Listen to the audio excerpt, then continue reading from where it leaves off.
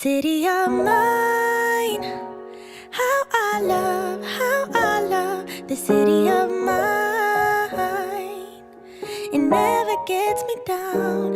City of mine, how I love the city of mine. It never gets me down, yeah. I was born in the city, I was raised on its edges. My pop worked his life when it's complex. I found love in its center. If I could live here forever, think it'd be for the better. I love the weather, even though it's fog 24/7. I love the people. This is a city I met all my best friends, and I wanna thank every brick. I wanna thank every entrance to every building that I step in this city of mine. I owe you most my best moments in life. See, I fell in love for the first time in Golden Gate Park. I saw my first rap show at Great American Hall. I used to beg my homies for a ride across the bridge to goof off and spend the whole damn day doing whatever we want. Keith drove us down to Ike's place while we'd roll up a blunt, and me and Jack would get stoned, walk around and get lost. Don't think I'll ever truly pay back all I was lucky to get just by walking through the city. No, I'm a small part of this. City of mine, how I love this city of mine. It never gets me down. City of mine, how I love this city of mine. It never gets me down. I never really had a place to call my own, so I travel and I roam till I find that. But I'm full of adventure, so I wander and I venture, and it's safe to say that really I don't mind that. I book a flight to try to figure where my mind's at, a spot where I don't spend no money, just some time at. I mix and mingle with the people till I learn a little. I brought some weed and baby, maybe we could burn a little. She said you're funny, I said no, I'm Xavier, then I left. Sun shining, birds chirping, let me take a breath. I'm headed to the city where my chance to make it best. Where people like to give a little, then you take the rest. I'm hoping one day maybe I can find a place to rest. I fell in love with life and wonder where it take me next. I like the hustle and bustle, I fell in love with the fashion. I feel the pulse of the city, it's moving me like a passion and it's mine.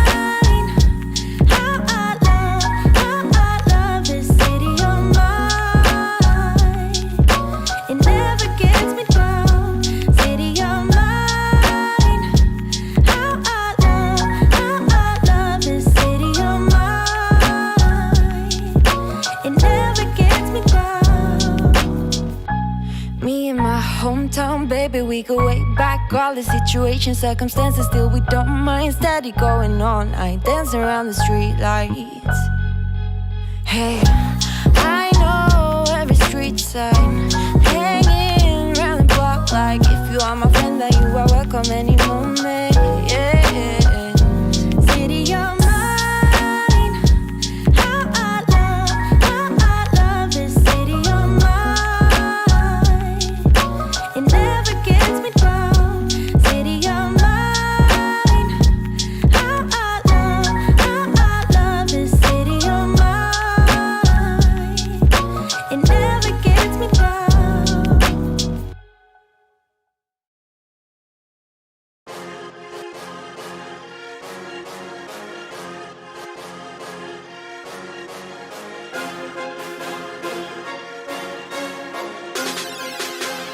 The Dow is over 50,000 right now. We won with poorly educated. I love the poorly educated. I love the poorly educated. I love the poorly educated.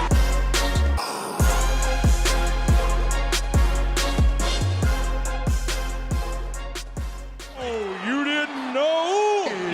Happy Tuesday! Your ass better call somebody!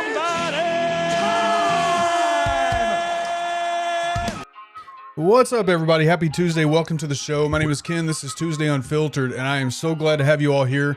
I love Tuesday nights, and I see all the regulars popping in early, so I love y'all so much for being here early. Kyle, what's up?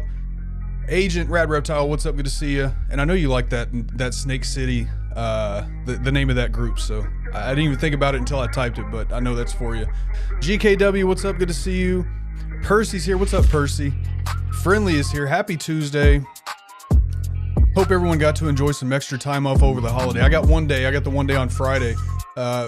let me know in the comments, what did you all do for the 4th? We didn't do much at home, but Friday I had the day off. That was our holiday at work, so we did drive down to New Glarus, over to New Glarus, I guess, which oddly enough is sort of in the area. It is in the area where tonight's guest is going to represent when he wins his election. So it's a beautiful area, little Switzerland. It's basically a Swiss community where a bunch of people from Switzerland settled.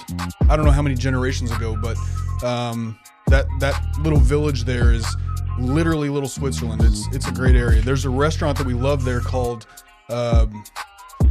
Glarner's Stube. I don't know how to say it the correct way, but authentic Swiss German food. It's amazing.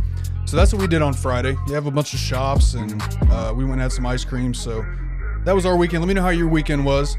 Let's see who else is here. Percy, I think I said hello, Percy. What's up, Shaquille Oatmeal? Good to see you. Glad you're here. Monzy's here. What's up, Monzy? It's good to see you, brother. Good to see you.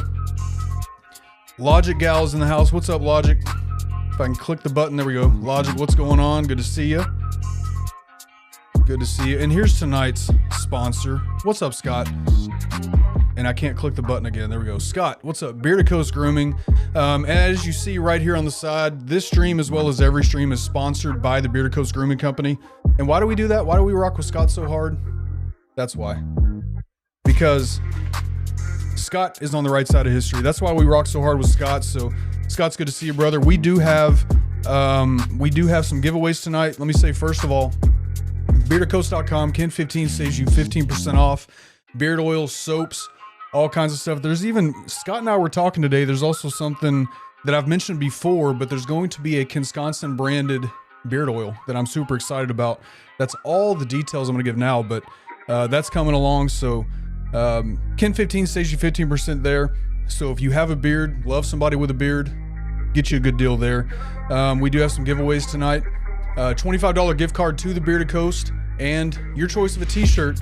We do this. This has been sort of the typical giveaway every week, but he has all these t-shirts here. We have the Radical Left Scum Club. The Abolish ICE t-shirt is that red shirt in the middle. Beards Have No Gender, and My Beard is Anti-Fascist. Those are the 4 there. He's got regular Bearded Coast branded t-shirts also, but typically I think this crowd, this is what y'all kind of go for. So, yep. So that's tonight's giveaways. We will get to that towards the end of the show. All right, let's see. So Agent did not do anything. We didn't really either. I mean, after New Glarus, that was all we really did. GKW got no days. Her sister and wife betrayed them. Oh yeah, I remember seeing this. They were day drinking without you at the pool. That's messed up. It's messed up. Kyle worked all weekend. Loves New Glarus is so beautiful. It's such a beautiful area.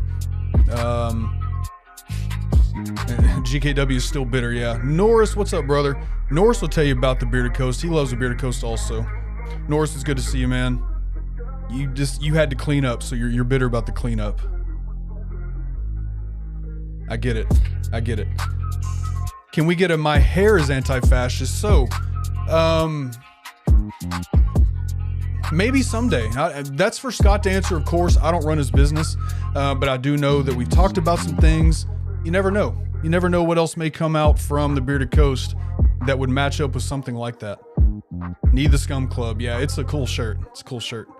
Mozzie slept all day and got ice cream. That's not a bad day. And Logic, who has won a giveaway here before, she's wearing her Beards Have No Gender t-shirt right now. That's awesome. I've got mine upstairs. All right, so tonight's guest will be representing part of Wisconsin, and I always like to say this. He's going to represent a small portion of Wisconsin. I'll let him say this for sure, but I know it's Greene County. I'm going to mess this up. I think it's Dane County and a sliver of Rock County, or it's the other way around. But I'll let him say that for sure. I can never keep track week to week who is going to represent where. But that is tonight's guest, Josh Mittness. If you're not following Josh, make sure that you're doing that, because I love his content. You can see not only political stuff that he's doing now, but him and his fiance, they sing, he plays guitar, he does all kinds of cool stuff. They have a band. He's just a good guy. So if you're not following him on social media, go find him at Mittness for Assembly on TikTok and Instagram. And then there's his website, And if I'm sure he's got Facebook and all that. It should be in the description of this video, and then you should be able to find everything linked from his website. So that's where you can find Josh, and you're going to meet him here in a second. So without further ado, let's get to that. Here we go. Let's meet Josh.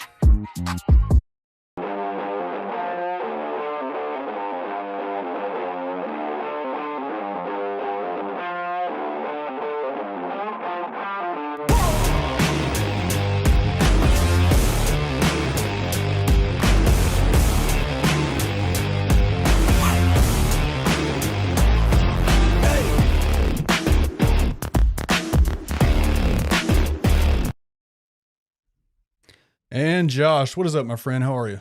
Hey, good. Good to see you. Thanks for having me on. To answer your question earlier, it's Olive Green County, and then I like to say a top hat cut out of southwestern Dane. It covers Oregon and not Mount Horeb, but the Rock County portion is just a part of Broadhead that sticks into Rock County and includes that. So I had it backwards. It's a sliver of Dane County, and right? Just that little sliver of Rock County. But Rock yeah, County. most of southwestern Dane there. Okay. So if you know that area, yeah, and Scott is saying, Josh, show us your shirt. We were talking about his shirt before we went live here. They want to see your shirt. Sure. I love it. Here, This I can do one it this here. way, actually. We can do this. There we go. Make billionaires extinct. I love it. Yeah, I think kind of learned this from Tom Morello, actually. Instead of going around advertising brands for free, or paying them to do it, wearing a t-shirt that says something, you believe in on it was quite effective way to spread the word. Another broken podcast. What's going on? Good to see you. Good to see you. Is this Broken Dad? Is this your page on YouTube? If so, I need to make sure I'm following you. I just recognize the broken part of that. Let me know if that's you or not. If not, welcome to the show for the first time. I appreciate you being here. And it looks like that is, and he said this up in the chat. If I would just go up, this is broken. What's up, man? It's good to see you. Good to see you. So that shirt you were telling me before, Rad's asking if this came from a TikTok page. I think no, right? You said somebody else made that. I was given it as a gift, for Father's Day, actually, from Shauna. She said the company is called Boardwalk, spelled Bored, and they have a lot of cool shirts. Not all of them are political, but, they're all cool. Boardwalk. I like it. Hope one day to grow a beard. Hey, never a bad time to start growing a beard. Never. Right? So Josh, besides being awesome and bald and bearded, because I know that life also, if you don't mind, just take a few minutes, introduce yourself to the crowd, and let us know who you are. So, I guess, to really tell you how I became who I am today, I got to go way back. It starts out as a little bit of a sad story. When I was 9 months old, my mother was killed by a drunk driver, on the back of my dad's motorcycle, just outside of Albany. Then I went and lived with my dad here in Monroe for a while. About the age of 3, I was sent to live with my grandpa and grandma on my mom's side. And, that's probably where things really started to turn around for me. I could have been in the foster home or in the system one way or another, but instead I got to have 2 parents who, showed me unconditional love. My grandmother was probably the best mom you could ask for, very loving. And my grandfather, even though he was a retired sergeant, drill sergeant and military man, he was still kind, but he was tough. And he was a retired state legislator. He was the first Democrat to win his seat since the days of Abraham Lincoln in Janesville there. And he went up against tough industries, the chemical industry and the big ag industry with his environmental laws. He wrote the ban on DDT, and he was a true patriot. He instilled in me civic duty and taught me that, if you're waiting around for a hero to come along and save you, it's not going to happen. You got to step up and do it yourself. And when it comes to politics, if we don't get involved, things just keep getting worse and worse and worse. So Um, I ran for office on his encouragement for the first time at the age of 18 while I was still a senior in high school. As I tried to go for the Rock County board, and unfortunately, I lost by about 18 votes and stopped counting when I had 22 or so of my friends tell me they forgot to vote, but their one vote wouldn't have mattered. Uh, Went on to college and I was working full time and uh, going to college full time and trying to take care of my grandmother because my grandfather had passed away. And uh, things just weren't working out too well. I was going to be a teacher.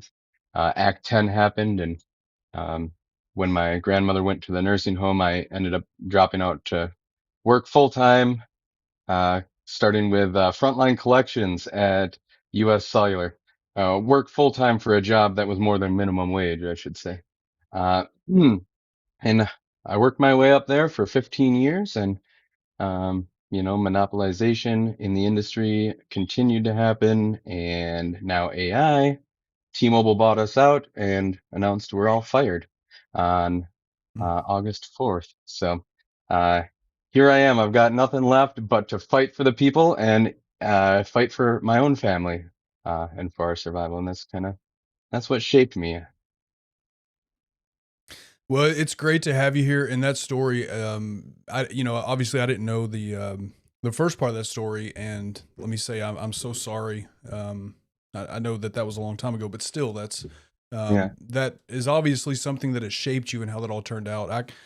I had a slightly different childhood. Like, story with my mother was much different. We didn't talk for years because of her stuff, but I do know that those types of, things that happen to us when we're young, they really shape who we are. And we see the man sitting here before us today. So, it all worked at the end, right? Yep. I've learned to be resilient. Growing up in Janesville, the plant leaving, it's made it so I'm not fearful of the fact that I'm losing my job, I guess. It's happened several times, and through no fault of my own.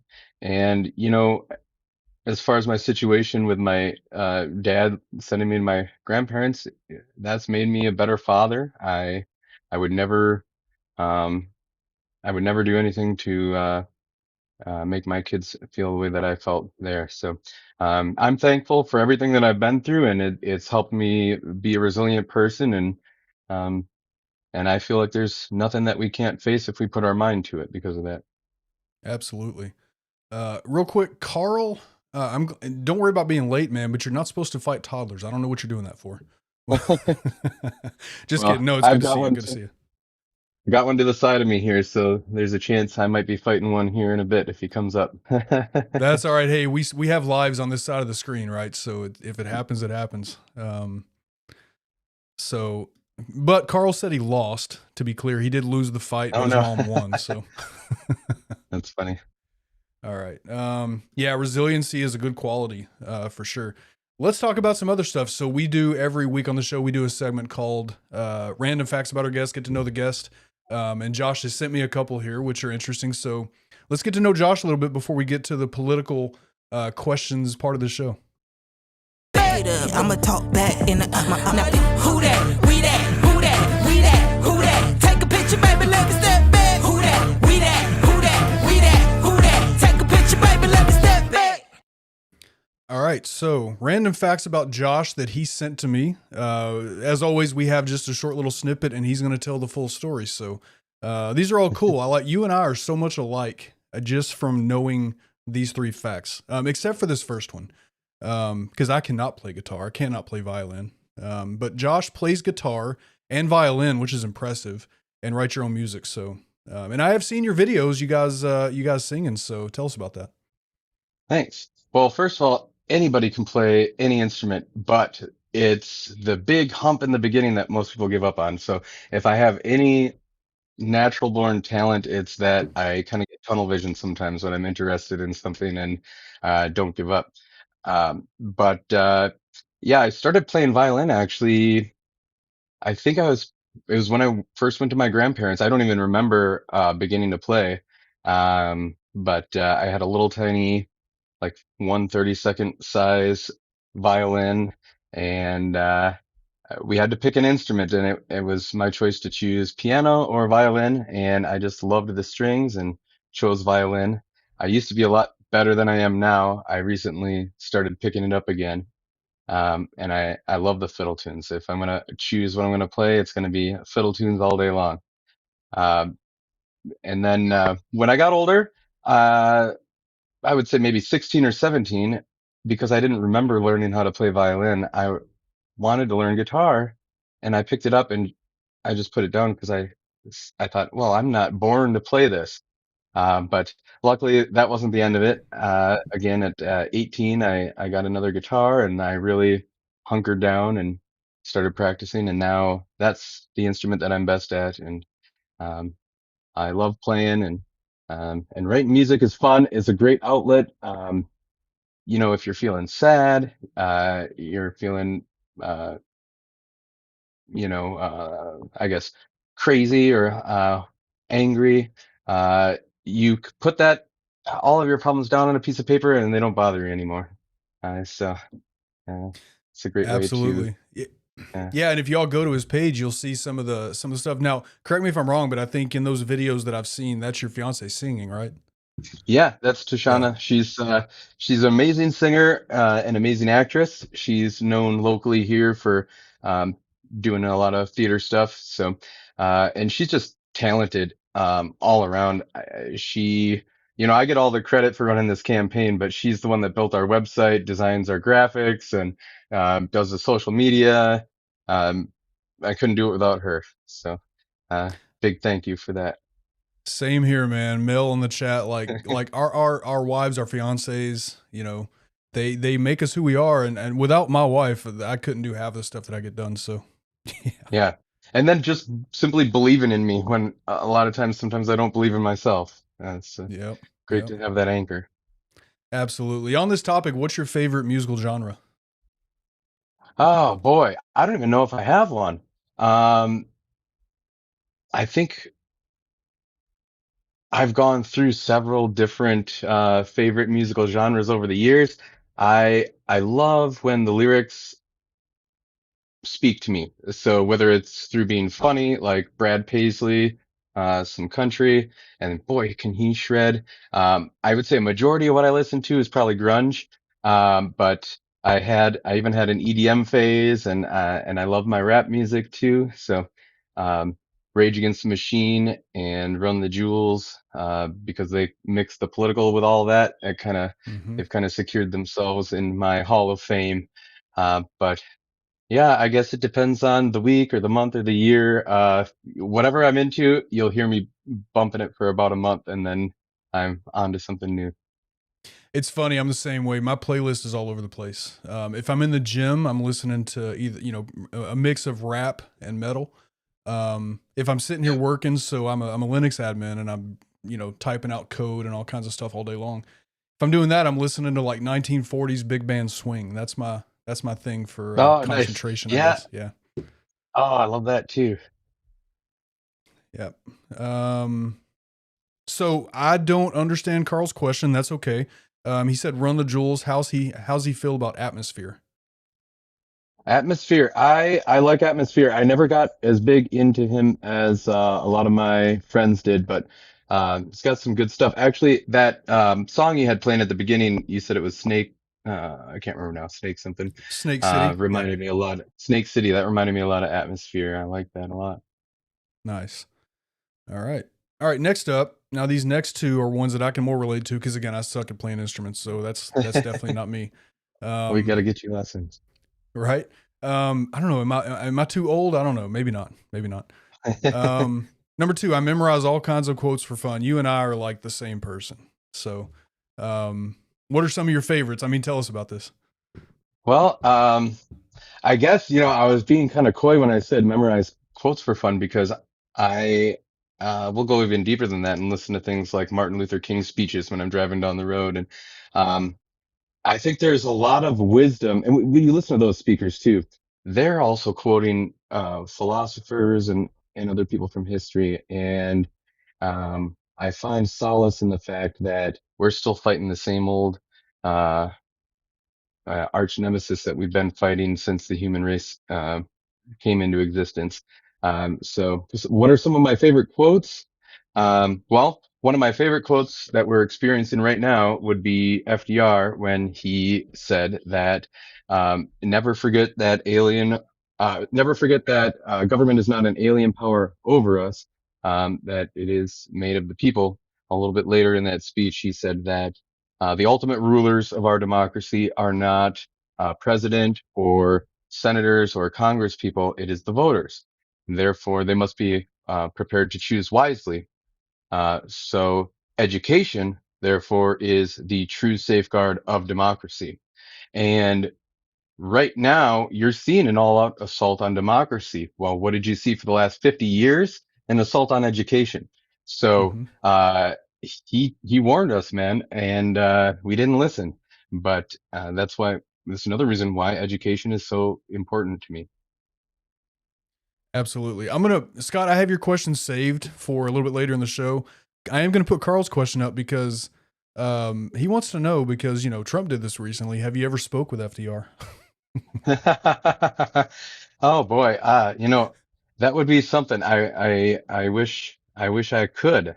Um, but I have a feeling I wouldn't have been able to hang with him as far as the drinking goes. Oh yeah, Him and yeah. Churchill. But yeah, he's got a lot of great wisdom, and Martin Luther King in his I've been to the mountaintop speech talked about the day when he's gone to meet his maker, and if God gave him the opportunity to go to any place in time, and he talks about his mental trip through all these different times in history, and FDR was one of the places he said he would choose to go and witness. But when it came back to, oh, what place in time would you like to live? He said right now. And a lot of people would think that that's a weird thing when they're going through all of the civil rights battles and all that stuff and dealing with segregation and racism. But that's how I feel right now. Like, sure, it sucks. There's a lot of stuff we got to fight, but what better time to be alive? You have a purpose and you know what needs to be done. Yep. And you're getting some love for the cat in the background there. Oh, yeah. That's enjoying Goblin. dinner. Oh, Goblin, yeah. I love it. Yeah. All right, and then random fact number 3. We kind of got into this a little bit, but you like to listen to old speeches. I forgot. MLK, FDR. Yeah. Yep. So there is so much that we can learn from listening to speeches from 30 years ago, 50 years ago, 60, 70 years ago. And you said it a second ago, we're still dealing with a lot of this stuff now that these gentlemen and others were dealing with and that they were speaking out on back then. It's, I've always said that, and I've said this even recently, like, obviously as I've gotten older, I've realized that how I felt when I was younger was just BS, but I always like to think that we were out of those days of racism and, beyond the civil rights movement, and that, people were actually free. And it's terrible in 2026 that we're still having these conversations, but there's so much to learn from old speeches. We're still dealing with this. Well, yeah, and to bring it back to speeches, MLK said in his "I've been to the mountaintop" speech, what did Pharaoh do when the slaves were starting to get together and they were going to have an uprising or they were going to escape? He had to find a way to divide them. And it's about the money and it's about the power, and it's always been that. There's going to be different things that they're effectively dividing us with. It used to work a little better with the racism. They're still using that now. But you've got the LGBTQIA issues, and vaccines and all these pseudoscience issues that,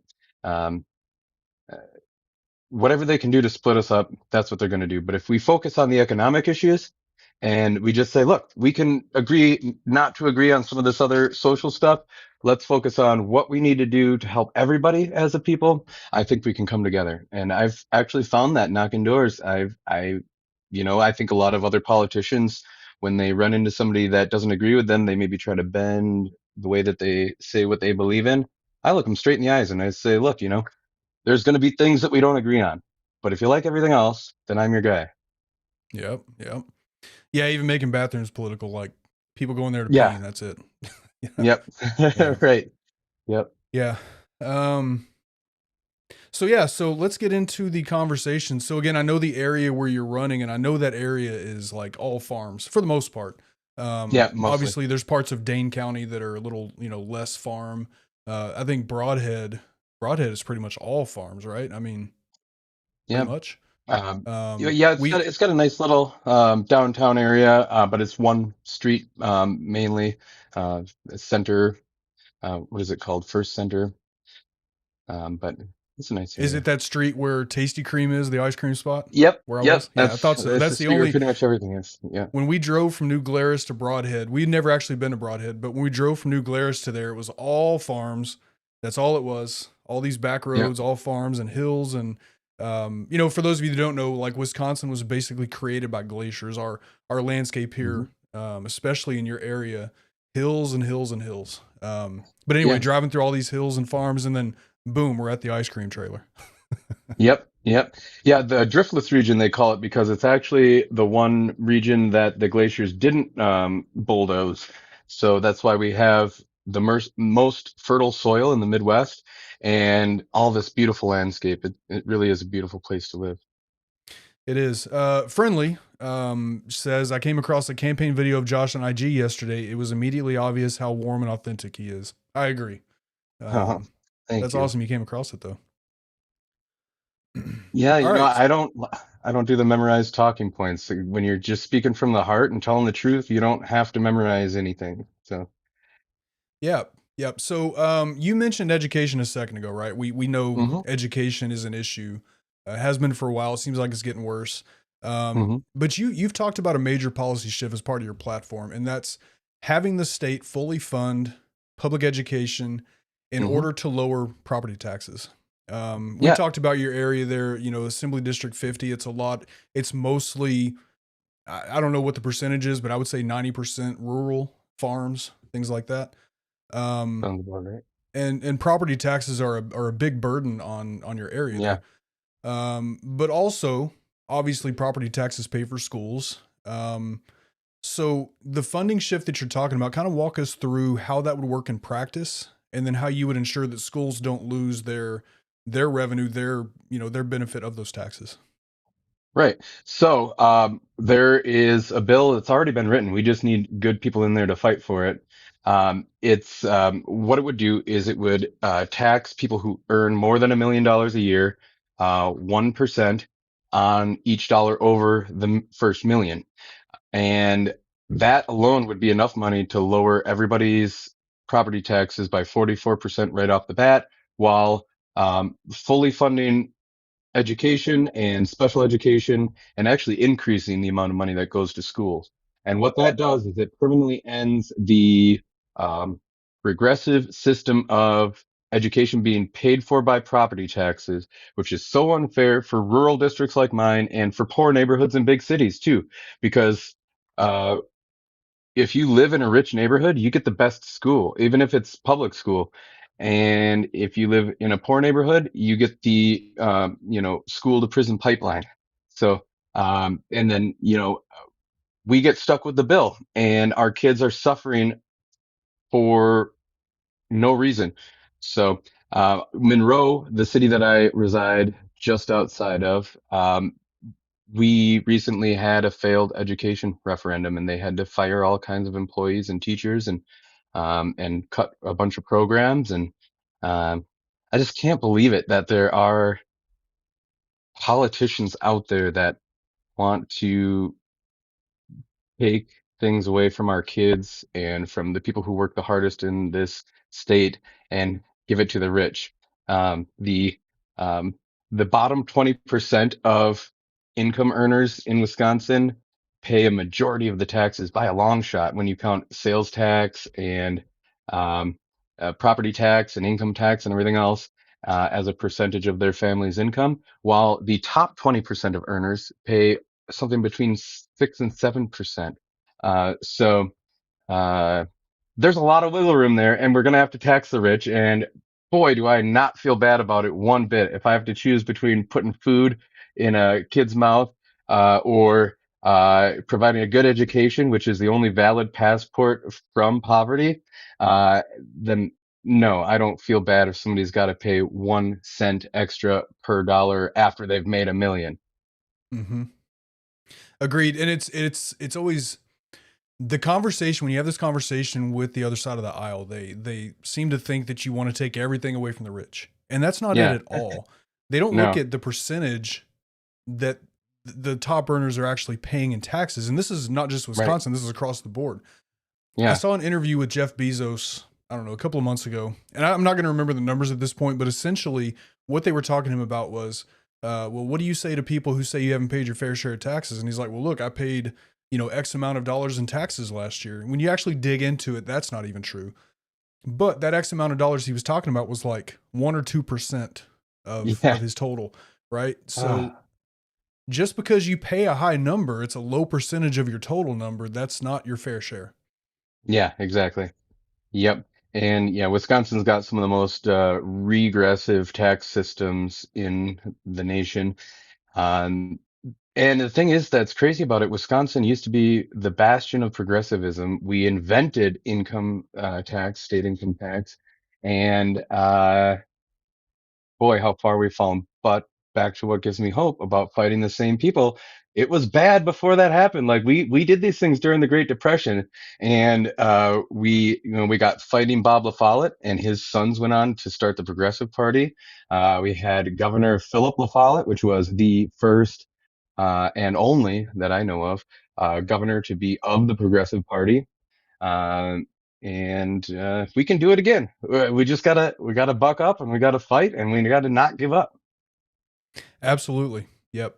We have, and I don't know the statistics for how many. I'm going to chop this up because I don't remember. This thought just popped in my head, but do we have, I don't think okay, so the owner of Menards, right?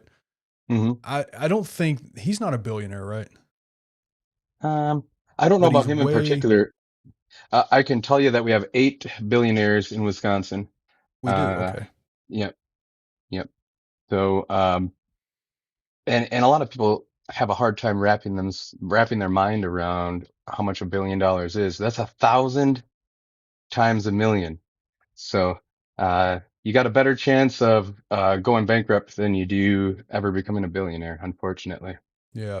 You ever seen the video? There was a video on social media that went viral, I don't know, last year, the year before, something, where somebody took actually that many, I think they did this many. It would, I don't know, nah, maybe not. Maybe they did sort of a percentage of that, but they compared 1 grain of rice representing like $100,000, right? Or 10,000 or whatever. And then another pile of grains of rice that represented 1 million. And then another pile of grains of rice that represented 1 billion. And the difference, just to kind of give you that visual, right? Oh, yeah. Obviously, just gives you that visual of how much more $1 billion is than 1 million, Yeah. Yep. I think I do remember that. Okay. So Jam Salad says apparently he is worth between 16.7 billion and 20.8 billion. Are you talking about the owner of Menards, John Menard? Let me make sure that's right. That's who you're talking about. Must be, because it's not me. It's definitely not me. There's no billionaires here. Right. Yeah, taxing the rich should be the obvious way to correct the enormous disparity in wealth. Yes. Yeah. And corporate taxes too. People call them, job creators. Well, when FDR jacked the corporate tax rate up into the 90s, no businesses left. In fact, there was a job boom, and the reason why is they're not going to pay taxes on profit. They're not going to pay the taxes either way. So you either let them take the profit and put it in their pocket or their shareholders' pockets, or you force them to create jobs. They spend the profit, reinvest, open factories. Later on, they can sell those for a small capital gains tax and make a profit that way. Yeah, I'll tell you, the economy is probably, when it comes to things that I'm knowledgeable on, that's my weakest area. But you mirror a lot of things that I've heard other people talk about. So yeah. Yeah. Okay, so wages, right? So we talked about billionaires. Let's talk about wages, because this is going to be the other side of the coin, right? Education. can lead to higher wages. Billionaires paying more can lead to higher wages. So a pillar of your economic platform is fixing the minimum wage forever by indexing it directly into inflation. I'm going to chop this up. Opponents often argue that rapid mandatory wage increases hurt small business. Prices will go up, stuff like that. You have, and I don't know if we addressed this, but you've worked, I believe, I remember reading you've worked in the service industry. Is that correct? Yep. Yeah. My first job actually was a barista when I was, let's see, 14 or 15 years old, when I was living in Arizona for a bit when my grandpa was sick. Um, yeah, so right now the minimum wage hasn't been raised since what, 2007, Yep. and Wisconsin just follows the federal 7.25 an hour. That's insane. I make about $30 an hour right now in the job that I'm about to lose, and with 3 kids, we're still living pretty much paycheck to paycheck in this economy, and I don't know how anybody is expected to survive. Now, a lot of small business owners, it's kind of a fallacy. A lot of small business owners already pay well above the minimum wage. It's the big corporate giants that are not doing it. We need to end also this whole sub minimum wage with if you get tips, then you get Yeah. paid, 3.25 an hour. That's just ridiculous. A minimum wage is meant to uh, when it was first put into place, it was supposed to be enough to um, provide for your family. And back then, one person in the household was working. Provide adequate housing, provide health care, provide recreation, going on vacation every summer like we used to do, and provide a savings account for people.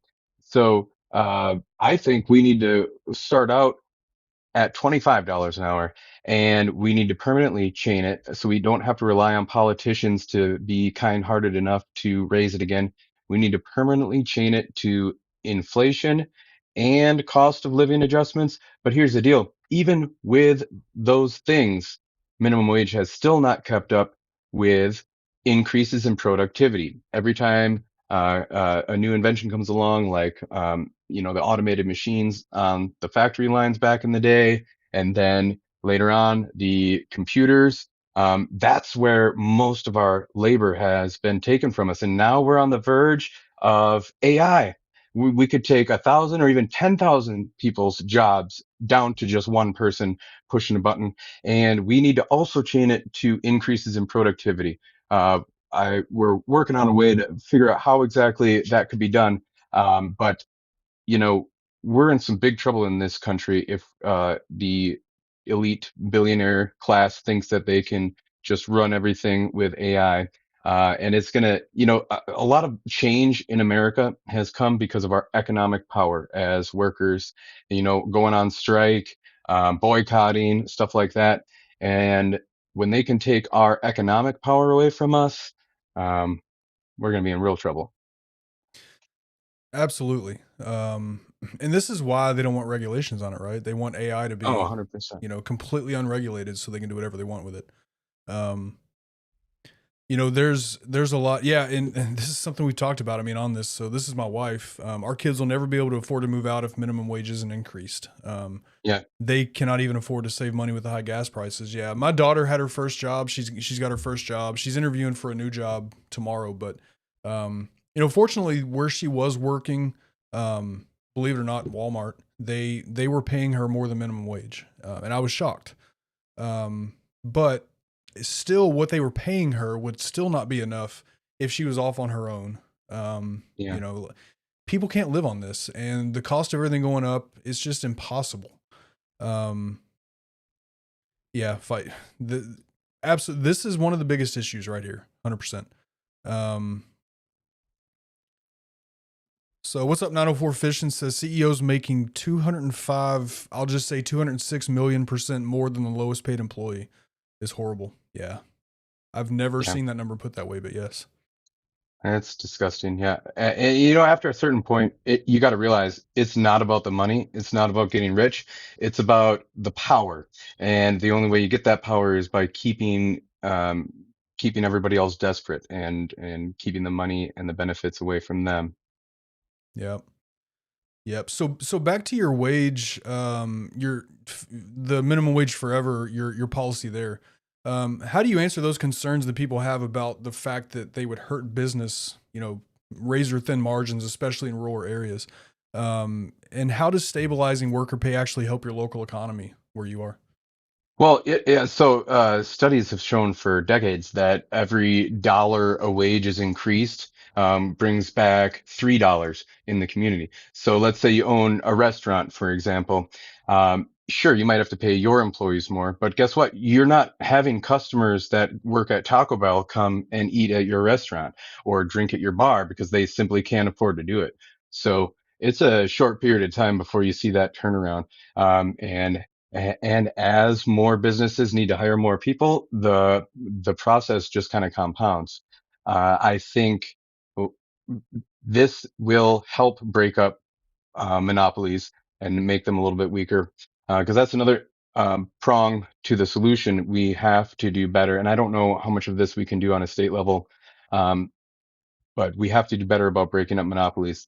Every single industry in this nation has become so monopolized that you don't have competition, and capitalism only works with competition. Right. And we're hearing stuff in the news all the time nowadays about this price fixing that's been going on. So um, I would like to see a small business revolution, and I think that a better economy, local economy, because of higher wages, is going to be the best way to do it. Yep. Yeah, I think that if I mean we're seeing other states do this, right? And I don't know every state's policies, and I know a lot of states. I'm trying to remember the number now. I don't remember the numbers. Anyway, there are a number of states that have their own minimum wage set, and there's some Hmm. states that are doing this successfully, right? I think if more states, here's what's funny to me, right? If more states do this, I think it should catch on more, kind of like things we were talking about, legalizing Mary Jane before the show. Hmm. Yeah, Yeah, the more states do some things, the more it kind of catches on, and other states do it. Um, sure. but I'm pretty sure you heard, and this has come up every show that I've done for like the last month. Mike Johnson complaining in a press conference about a month ago that they need to trade stocks because $174,000 a year is not enough for them to live on. Right? Sounds to Oh, poor me thing. like he's making the case for that being the actual standard for a livable wage. Right? That should be the Yeah, bare minimum, I think. right. Yeah, maybe us people who don't have any money to even put into savings should just somehow magically come up with money to invest in stocks, huh? Right? Right? Yeah, yeah, and back to the making it permanent thing too. We need to work to get this enshrined in the Constitution because that's a human right. The dignity to be able to work for a living and provide for your family. It's not the mere possession of money that brings you joy. It is the joy of achievement, and looking back at a job well done. So in Wisconsin, that has to go to referendum first, and then once the people say, yes, we want this enshrined in the Constitution, it goes to the Wisconsin Supreme Court to make sure that it would be constitutional, and then the legislature can vote on it, and then it goes back to once it's approved, it goes back to a referendum again to be enshrined in the Constitution. And if we don't do that, we're only going to hold on to these things for a short amount of time. Yep. Yep. All right, let's talk about another big issue in the state of Wisconsin and obviously across the country, and that's healthcare. Mhm. You're a strong advocate. I do my homework, read Ballotpedia, read campaign websites, and I may not remember everything, but I try to do my homework. You're a strong advocate for both universal health care and absolute bodily autonomy. Yeah. Right now, Wisconsin's facing massive challenges with hospital closures, like we said they would after the big beautiful Hmm. bill. Um, Yep. Long travel times for basic care, restricted access to reproductive health care. So if elected, if you win your election, let me rephrase, when you win your election, what are some of the immediate practical steps you can take within that assembly? That is obviously the Wisconsin Assembly has been historically resistant to these ideas. So how do you get this done for constituents? Well, I'll start with this. We just got done celebrating the 250th anniversary of the signing of the Declaration of Independence. And what does that say at the very beginning of it? We find, uh, sorry, drawing a blank here, but it says that life, liberty, and the pursuit of happiness are unalienable God-given rights. Well, the very first one they mentioned is life. And I hear a lot of other politicians say that they believe that healthcare is a human right.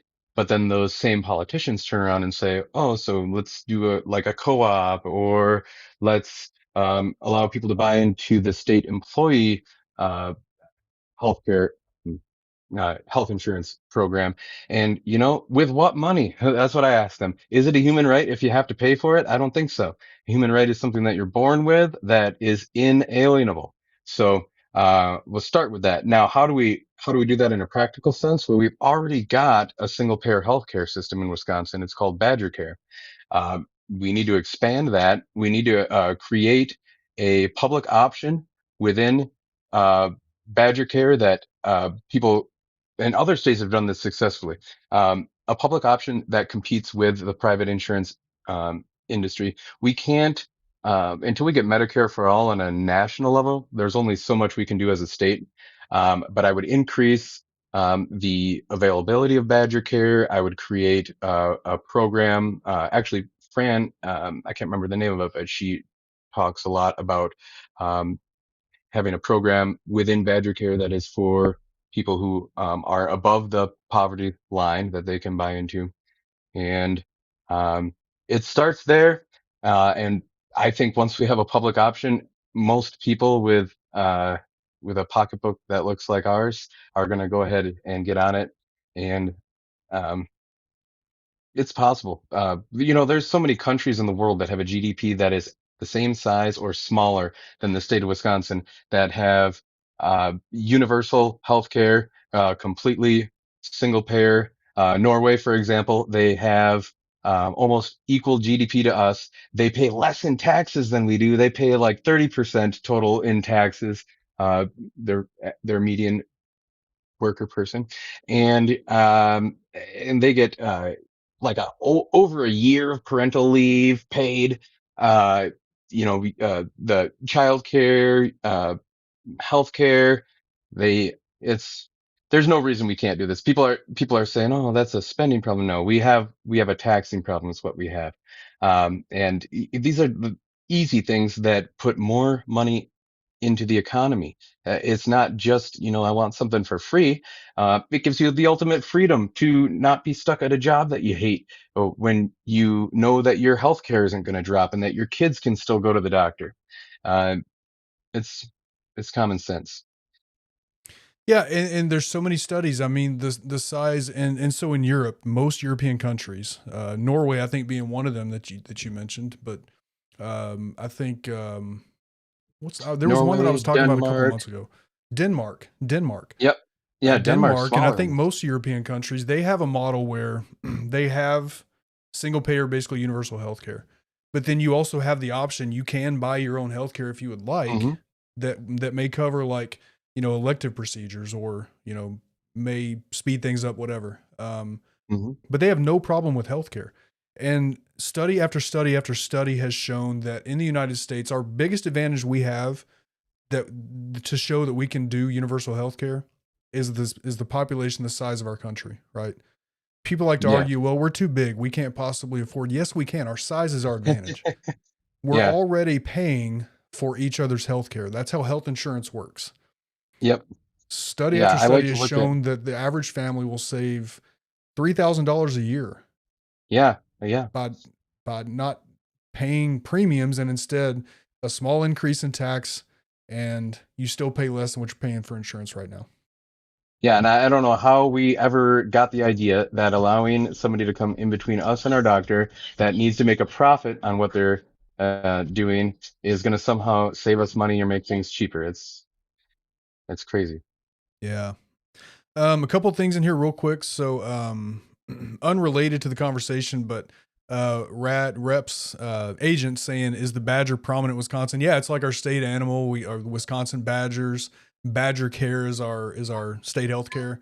The badger is like the main animal here. Yeah. Yeah. I've never seen one in real life though, only videos. unless you count I Bucky haven't, Badger. I haven't either. Yeah, maybe they're up north. I don't know.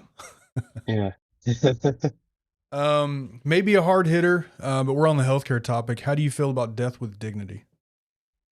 Well, look, I know that um, that's another decision that when places have made that legal, it's put before a doctor or even a panel of doctors in a lot of cases. And I personally think, it falls under the total bodily autonomy thing. I mean, if you're suffering from a terrible disease and you don't have much longer to go anyway, like why would you force somebody to suffer longer than they have to? We treat our animals better than our human beings when it comes to that sort of thing. So, um, yeah, I 100% believe that as um, long as we can make sure that that isn't being abused is something that people should be able to do. Yeah, and especially given the fact that let's say that you you you make that decision 6 months before the natural death, right? How much Right. money did you just save your family? Because we're talking about True. healthcare costs. I mean, yeah, Yeah. and I like how Scott puts it here, and you said it too: total bodily autonomy, your body, your choice. Yeah, absolutely, Yeah. for sure. Real quick, agent. So what I was talking about, let me pull her up. So on YouTube, I know on your browser, I think you said you're on your phone. I forget what it looks like on the phone. But if you look at the bottom of the screen, so like if you're in full screen, turn your phone so that you see, well, you're probably looking at the chat anyway. Right under the video, there's the word live there. If you just click that, I think there's a little red dot next to it. I know it's that way on the browser. You see live under, like if you click the video and there's a red dot next to live if it's live. I think it's the same on the phone, but that's what I mean. That's what I mean there. And Carl, I'm going to pick on you for a second, man. I'm going to pick on you. I've had several, from Wisconsin on the show. Naturally being that I'm in Wisconsin, that's, a lot of my following. Carl, you see, I don't know if you can see on your screen, but he's wearing a Lions hat. He's from Michigan. We're making Carl from a Lions fan to a Packers supporting Wisconsinite. Just want you to know that. Nice. I'll tell you what, if you move here, we'll get you a big, huge basket full of the best cheese. Oh, yes. Everywhere. Everywhere. Yeah, same call. I would rather pay more in taxes than pay for health insurance. 100%. Well, you'd be saving money if that was the case, because Yeah. it'd be much cheaper than the amount you're paying on health insurance. Yep.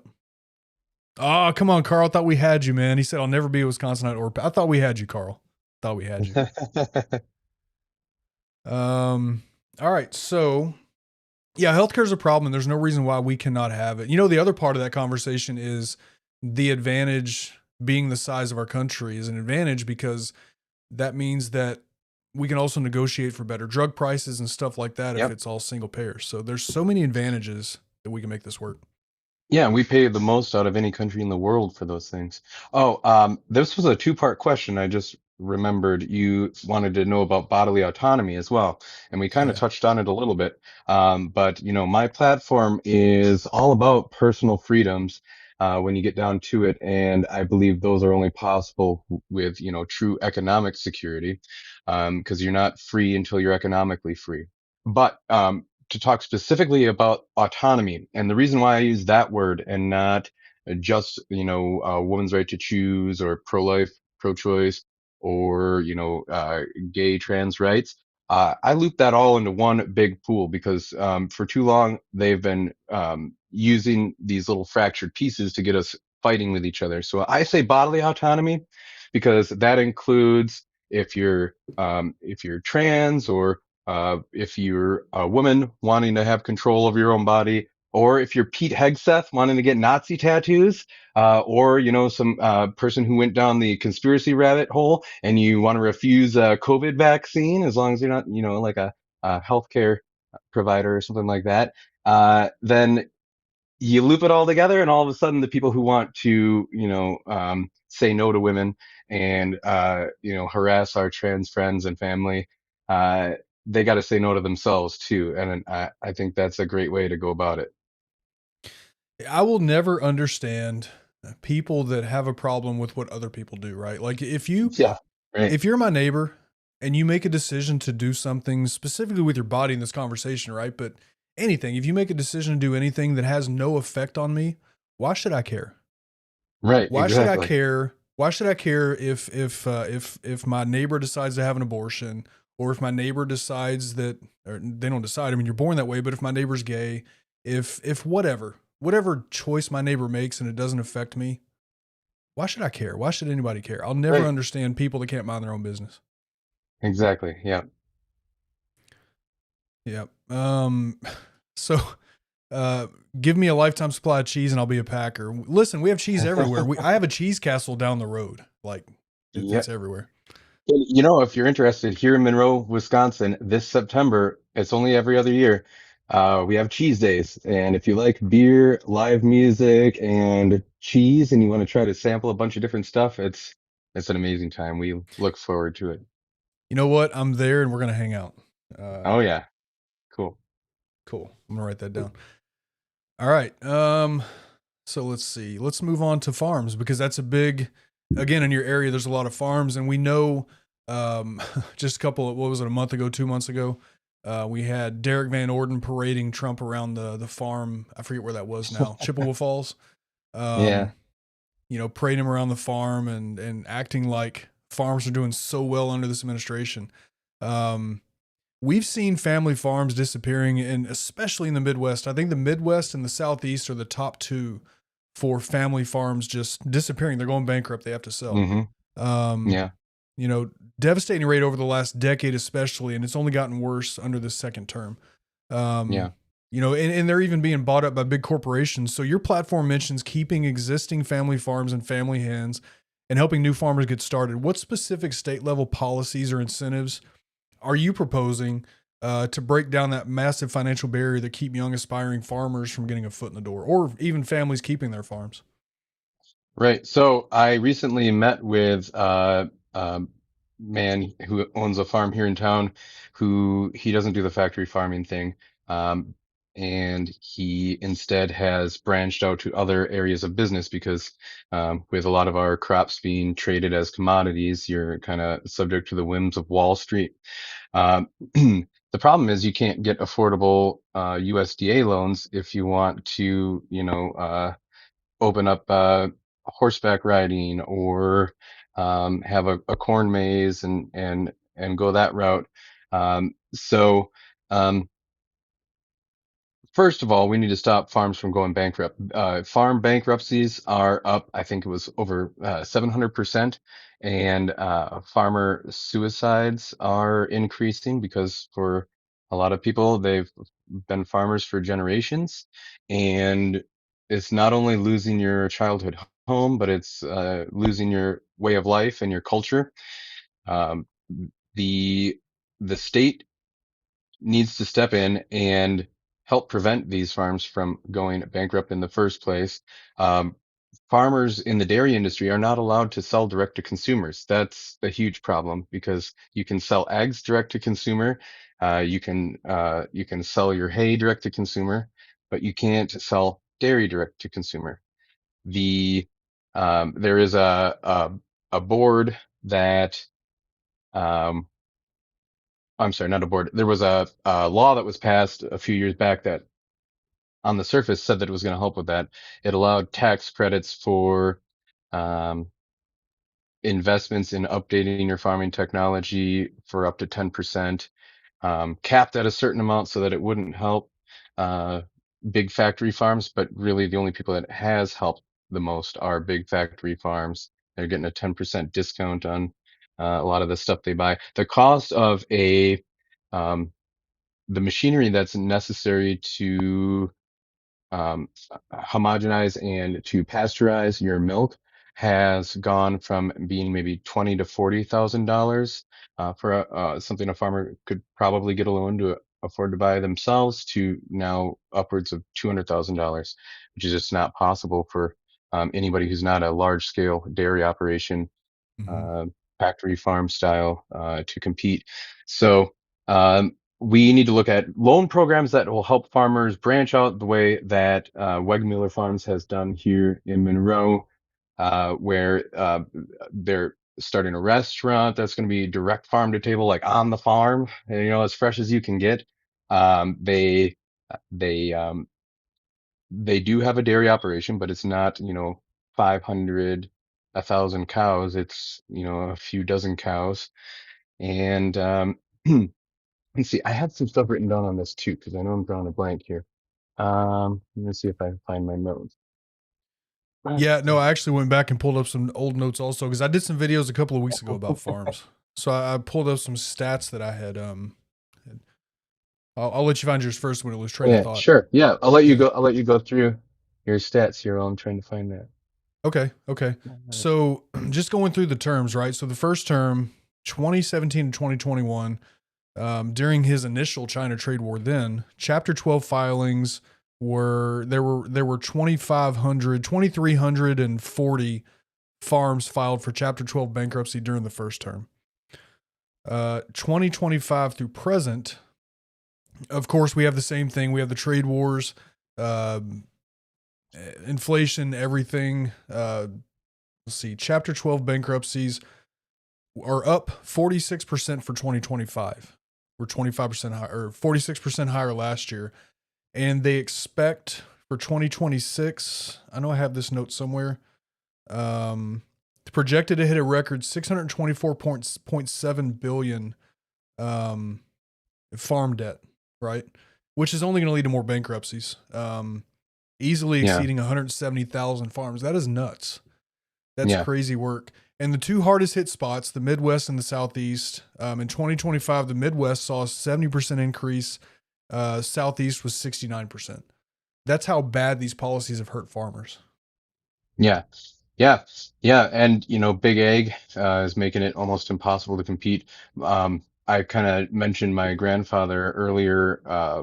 He was instrumental in passing the ban on DDT, and a lot of clean air and water. He co-authored and passed the Clean Air and Waters Act of the state of Wisconsin. And he was up against some big business with the chemical industry. And, Big Ag wasn't as bad as it is now back then. But, just like me, he didn't take money from the people that he knew he was going to be up against. And, so we need to break up Big Ag. It's sad because there's now two ways, factory farms as well as, solar farms that, farmers who are facing bankruptcy are turning to, and it's not their fault, but we've got the most fertile soil here in the Midwest, in the driftless region. And I've got nothing against green energy. I'm all for it. But when I see our most fertile soil being used to feed data centers instead of feeding our people, that kind of puts a stick in my craw. We need to create some agriculture cooperatives that allow farmers to operate as if they were a lot bigger than they actually are. I think that when it comes to lending, like I'd mentioned earlier, the USDA loans are low interest, and those are great, but those only cover directly farming type loans. We need to create a program at the state level that can give low or zero interest loans to farmers who maybe want to expand horizontally instead of, just going after one industry. Cattle are a lot healthier when they're in smaller groups rather than, crammed into these little pens. And one of the biggest things that solves two problems at the same time, and this is on my website as well, we can provide free school meals to our kids directly from our farmers. And we kill two birds with one stone that way. And I don't care if you're rich or poor. I want your kids to eat, I don't, I've got friends that, that have a little bit of money. They may not be rich on the grand scheme of things, but I'm not going to tell their kids that I'm not going to feed them when they come over to my house. Right. We need to have, protections, better protections for the farm workers too. So, uh, so, people aren't getting injured and maimed and stuff like that. And we need to look into more programs to help farmers learn regenerative farming, so that our soils are not getting destroyed and can be farmed for future generations. Um, the our soils are the blood of our nation, and it feeds our people. So Absolutely. There was so first I want to point out, yeah, Shaq. Yeah, JD Vance is part of a collective that buys up farmland for pennies on the yeah, dollar. Yeah, yeah, they make a lot of money on their bad yeah. policies, for sure. Yeah, well, yeah, I mean, all of this is intentional. It's not like, Yeah. oopsie, we accidentally took people's livelihood away. In fact, every time that we've had a big stock market crash, the COVID crash, the 2007 housing crash, even going all the way back to the Great Depression, we've seen the aggregated wealth of the elite grow by leaps and bounds because most of their money's in assets. When something like that happens, they're minimally affected and they just go in and buy everything up. So, uh, all of these things that are happening to us right now, they're not accidents. They've been done on purpose, and that it should make you mad, but it also means that it's easy to fix because we can fix them on purpose too. It's We just we can. have to Yep. work. Yeah. Yeah, I want to ask you, so Carl, I don't understand why parking lots aren't covered. Yeah, there's so many different ways we could do solar panels. Like solar energy is Yeah. good, but there's so many better Yeah. ways we could be doing it.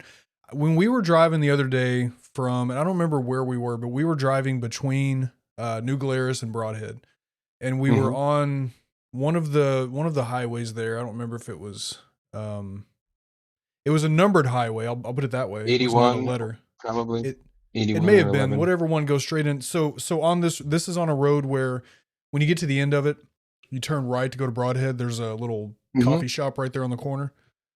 Yep. On that road, we did pass by a big farm that was covered in solar panels. The Align Um, Energy one. I think yes, they have Big yes. Align Energy. Yeah, I just drove past that the other day too. Yep. Is this one that you're talking about? Did that farm do that because they I don't know had the to? particulars on that one, but I just know in general, I mean, just put yourself in their shoes. You're facing bankruptcy and Yeah, somebody like Alliant Energy comes in and offers to give you X amount of dollars. I mean, I can't blame them, but we need to prevent them from getting to that point in the first place where they're that yeah. desperate. Yeah, my wife says I love that some Wisconsin farms do breakfast on the farm, such as pancake breakfast, to bring communities to the farms. Yeah. Oh yeah, those are always great. The biggest little farm documentary was amazing to watch, and I wish we could do what they did. Is that what it's called, Tanika? I'm gonna look that up. I'm always looking for something good to watch. I should So the write that down. biggest little farm documentary. Yeah, I'm gonna go search that out. You mentioned a second ago, you mentioned data centers. Obviously in Hmm. Wisconsin, I think in every state, this is an issue right now. It is in Wisconsin, and I'm not. If you want to say, feel free. I'm not going to ask you who you endorse in case you don't want to say it. But me personally, Francesca Hong, she's the only candidate for governor that will pledge a moratorium against data centers. Yeah, and Is that without so? thinking. Yeah. So in your area, is data centers, is that an issue over on your side of the state too? Oh yeah, yep. It's, all across the state actually. So we thought because we don't have, like a lot of huge rivers and stuff here that they wouldn't want us for the lack of water. But we're finding out now that there's actually plans for Greene County to get a data center. Unfortunately, we have a meeting actually. I believe it's either tomorrow or Thursday at City Hall or Greene County Board, actually, where they're going to talk about preventing it through zoning. So if you live in Greene County, make sure you're there. I'm going to be there, so you get to meet me in person Nice. too. Um, but yeah, so I mean, this is the most ridiculous thing about data centers. So they, we talked about, increases in productivity and getting robbed of our fruits of our labor. Um, AI threatens to rob us from the labor of our ancestors and the labor of our children at the same time. Uh, so not only that, they want us to pay for it.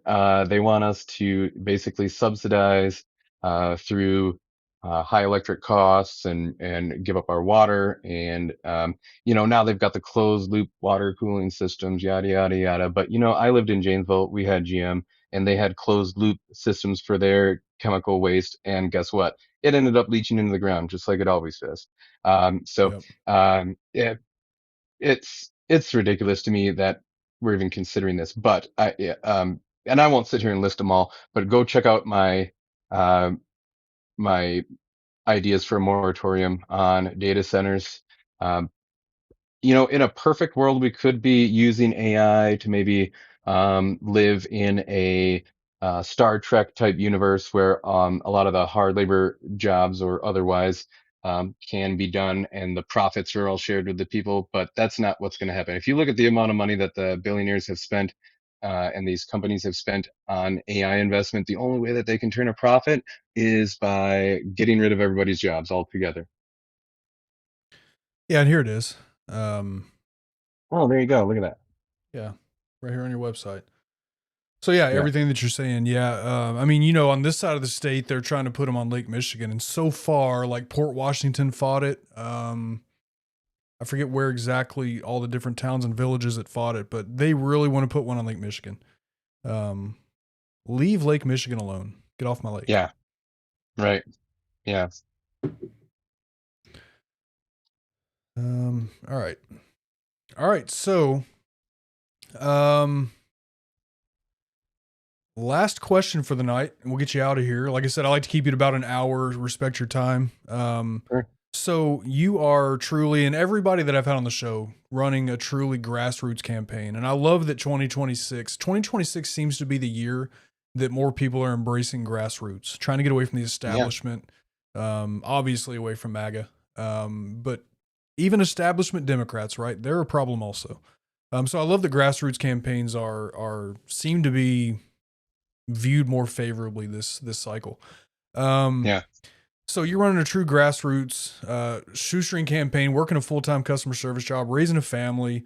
You're open about not being like a polished politician, corporate career politician. Obviously Madison is swimming in special interest money. It's all over the place. Yeah. When you get to the Capitol, how do you plan? And this is the unfiltered question. This is the tough question that I have for you. Sure. How do you plan to keep the machine from changing who you are?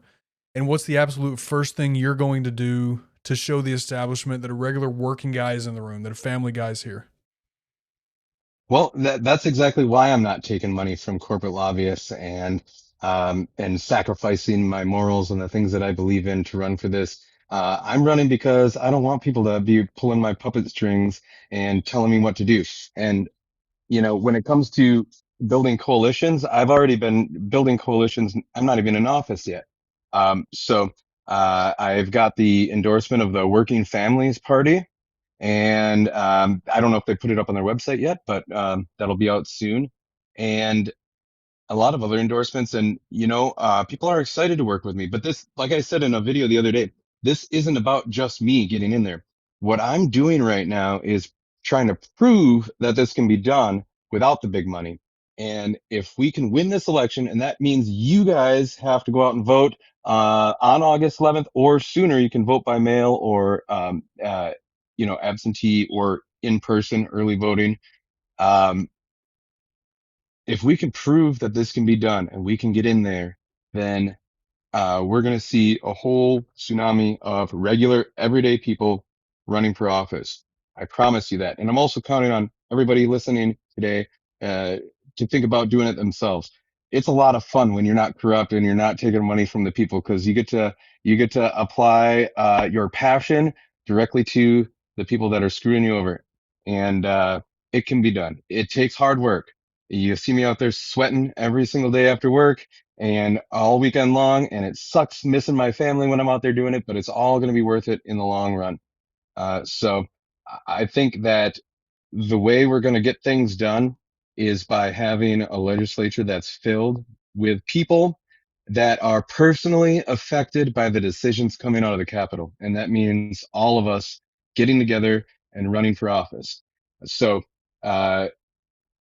as far as getting stuff done goes, well, they're going to have to work with us because they're not going to be able to buy us off. So, but you know, I'm not a mean person. I'm easy to get along with, and we're going to have a trifecta. So what we need are people that have a bold vision and a loud voice and aren't afraid to fight. And that's me. So, if you believe in that and you want to see that in state legislature, then, you know, donate to the campaign, $5, $10, $15. It all adds up quick because there's a lot more of us than there are corporate lobbyists. The, get out there and run, do it yourself. Yeah, we're going to do this, and our kids deserve this future, a future where, and like my campaign slogan, a vision of the future where we can see beyond our next paycheck. Wouldn't that be something? Seeing beyond our next Yeah. paycheck. What's up, Punks? Good to see you, brother. Glad you're here, man. Glad you're here. All right. So, if you want to find Josh, I showed this in the beginning. If you want to find Josh, and real quick, before I get to this, we are going to do a quick Q&A. I've got some questions. If you want to have something in the Q&A, and I will show one example right now. Actually, I showed this one earlier. So, the way Carl did this with a Q colon, if you have a question you would like to ask Josh about these topics, about anything else, if you put it with a Q colon, that'll make sure that I'm able to search it and see it. If you want to ask Josh a question, we're going to do a Q&A here in just a second. So that's how you make sure that I see it. Before we do that, though, if you want to find Josh, again, his website, mittnessforassembly.com. And don't do what I did. I misspelled his name a couple of weeks ago. It's 2 T's. I learned that, 2 T's. Mittnessforassembly.com. And then on TikTok and Instagram at mittnessforassembly. I think he's on Facebook also. Everything else is in the description of this video. So go check him out. Go see, again, his content's great. Even the stuff he's doing that is not political.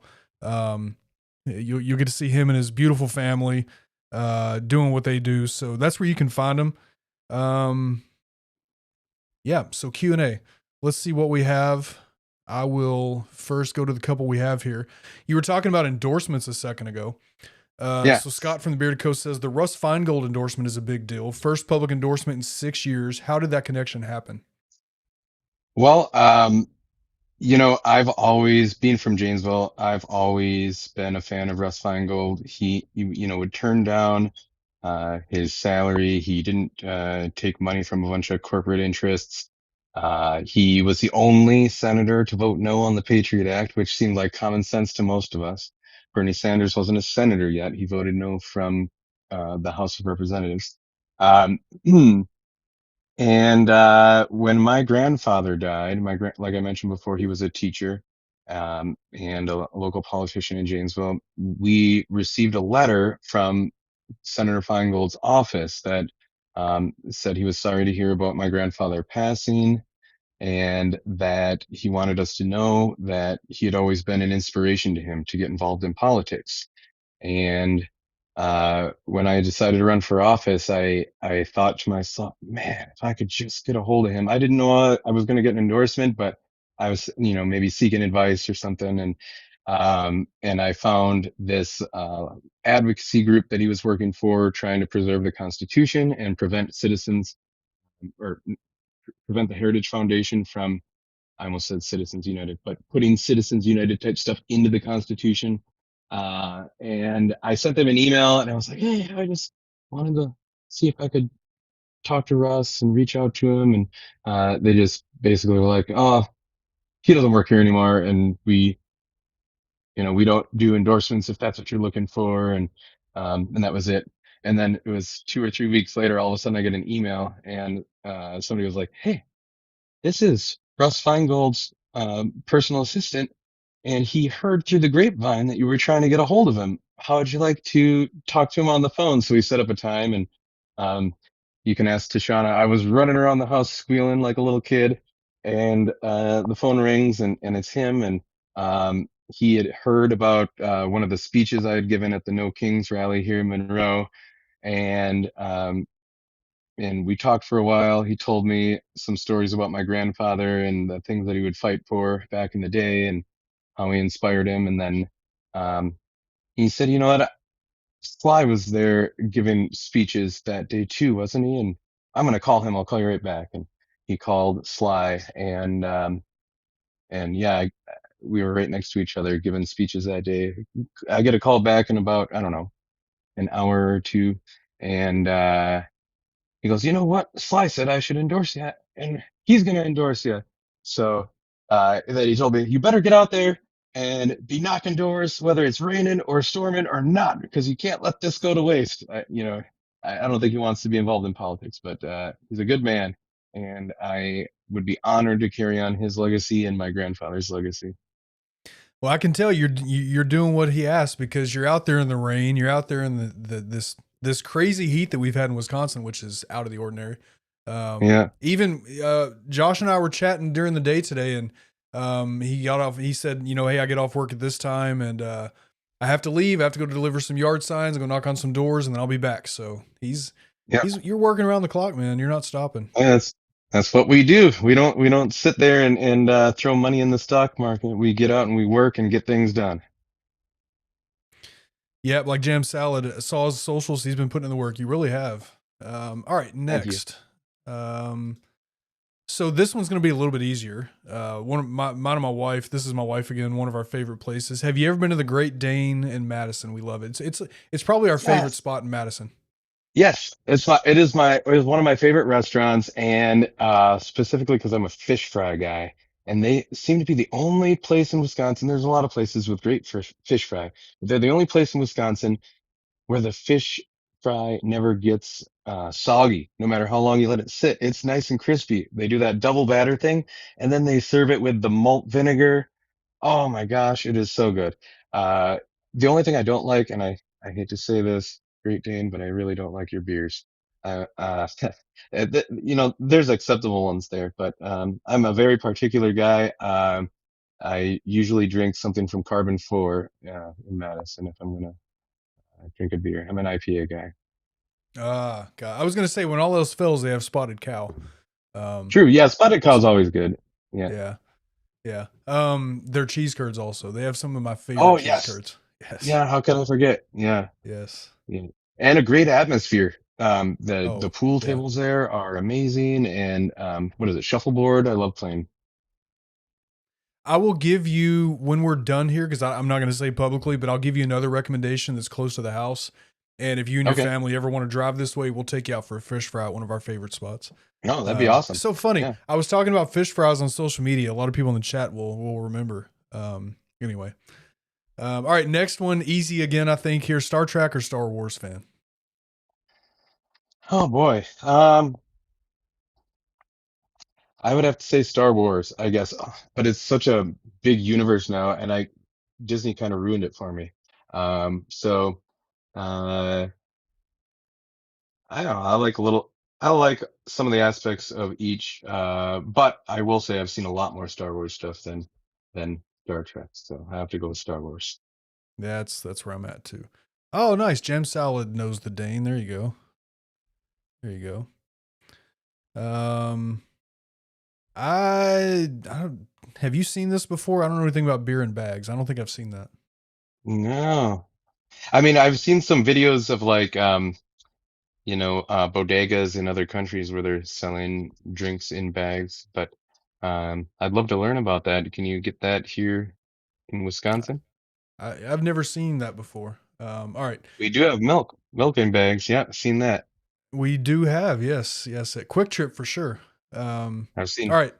So Punk's question, filling on geothermal drilling for heat and cool air in homes, would you sign bills in support of or against it?